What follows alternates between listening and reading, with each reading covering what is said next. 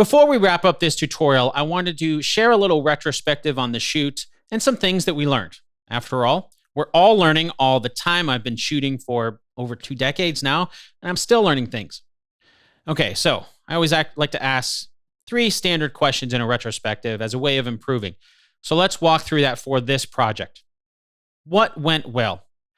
I think overall, the shoot went really well. It was purely coincidental, but it had rained that morning. So by the time we got to where we were going to shoot, there was no one else there, meaning it was a lot easier to get the minimal look that we were going for without having to edit out a lot of people in the background. What didn't go well? I think the biggest thing that didn't go well with this shoot had to do with the unpredictability of the environment itself.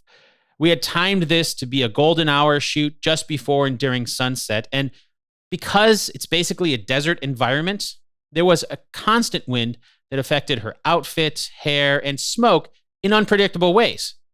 We knew that this could be an issue going into the shoot, though. It is a potential issue in any outdoor shoot, especially a golden hour shoot where you've got essentially a countdown clock to get the shots.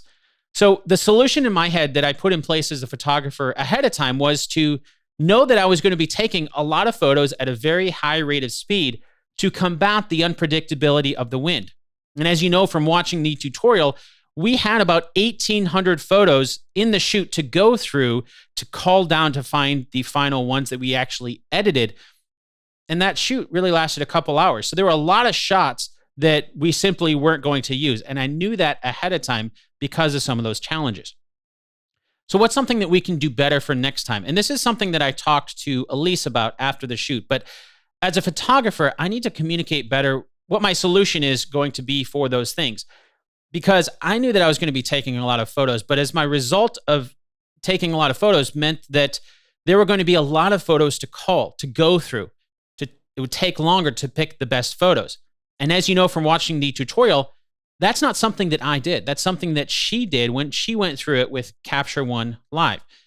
And I did offer to do the calling afterwards, so she didn't have to take the time to do that. She was perfectly okay with doing it. I just think that what I learned from this was that I need to be a little bit better at communication with some of those solutions that I have in my mind to solve some of the challenges that we're going to come across. Okay, and with that, it is a wrap on this project. So I'll see you in the next one.